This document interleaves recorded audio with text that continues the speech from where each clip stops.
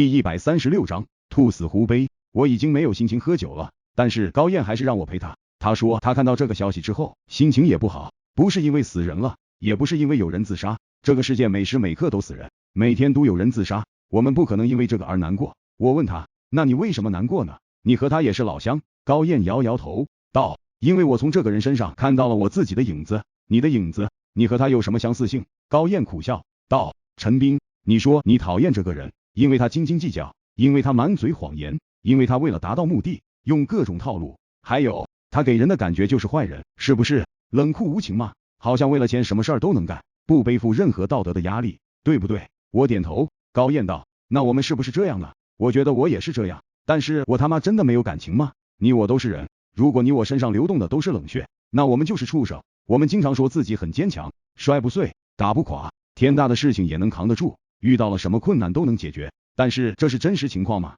陈斌，我问你，你有多脆弱你自己知不知道？我被高燕这一问给镇住了。我想到唐耀华站在 XX 大厦的楼顶，他俯瞰下面的芸芸众生，看到的都是如同蝼蚁一样蠕动的生灵，一个渺小如蝼蚁的玩意儿，说自己摔不碎，打不垮，那是多么可笑的事情。我们逢人便说自己很坚强，很勇敢，暴露的恰恰是我们的脆弱和无奈。高燕喝了一杯酒，又道，我在想，倘若一个人能够体体面面、风风光光的生活，他何苦非得把自己搞得那么满身是刺，六亲不认？就说你这个老乡，他也是白手起家的，当初他和你我又有什么区别？我相信我们都是一样的个体，不疯不成魔。他把自己逼疯了，逼成了所有人眼中的成功人士，在最风光的时候，事业遭遇了滑铁卢，他要被打回原形。如果说他一直是个生活优渥的人，他不会崩溃，正是因为他是从我们这样的人攀爬上去的，他才会恐惧。在这座城市，一个人一旦一无所有了，这意味着什么？他失去的是尊严，是灵魂，是一切的一切，这些都是他不愿意失去的，所以他宁愿失去生命，人死了，一了百了，离苦得乐，就再也不用受这些苦了。我听高燕说的变了味，立马道，高总，我觉得咱们不要太悲观了，如果人太悲观，可能真的就会失去生存的勇气，那又何必呢？我们人而为人，人生其实就是一个过程，富也好，穷也好，人生最多也就不过100年而已，何必那么纠结？何必那样自己跟自己卯劲呢？高燕冷笑，他把酒杯一放，道，陈斌，你就是说一套做一套，说的比唱的都好听。你既然这么通透明了，那你为什么要离职？你离职去别的地方高就也就罢了，你竟然去给那个姓黄的做条狗，你跟姓唐的又好有多远的距离？我被高燕对得哑口无言。高燕不依不饶的道，姓黄的是什么德行？这是你告诉我的。你说姓黄的把手底下的人当狗养，现在他一块骨头扔给你，你就挡不住，你还说什么富也好，穷也好，都是一个过程，你自己不觉得恶心？我他妈的，我不知道该怎么说话了。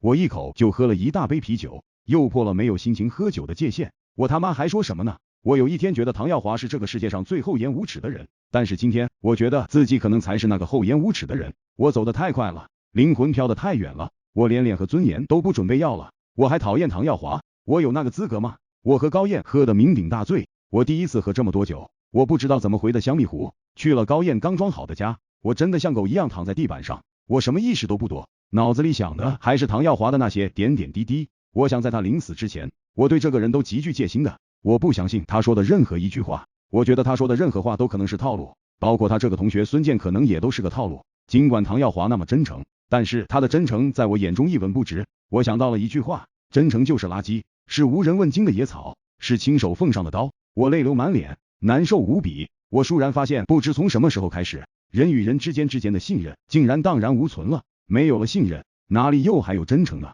我现在的好友，除了部门里面这些还在打拼的兄弟们之外，外面的这些人，像老彭、老黄、方小华、蒋丽这些人，我们之间有信任吗？我和老彭有信任，主要是老彭比较信任我，因为在某些方面我比他强。对其他人呢，我是看不到有任何信任存在的。我们在一起称兄道弟，推杯换盏，勾肩搭背，这种浮夸表演的背后，藏着的是深深的冷漠。半夜我醒了，我去洗手间洗了一个澡，我准备再躺下去睡一会儿，电话恰在这时候响了。我一看来电，马上接听，电话里传来了孙健的声音，陈斌，耀华死了。我他妈应该意识到的。孙健说完这句话，痛哭失声。我问他在哪里，他说刚刚把唐耀华的一些事情处理好，人已经火化了，骨灰还不知道怎么安置。我问他唐耀华没有父母吗？他父母离婚了，父亲已经死了，母亲不知所踪。他又讲，陈斌，你说耀华也没有结婚，这个世界上没有任何一个牵挂的人，他就这么走了，除了你我之外，他是不是没有留下任何的印记？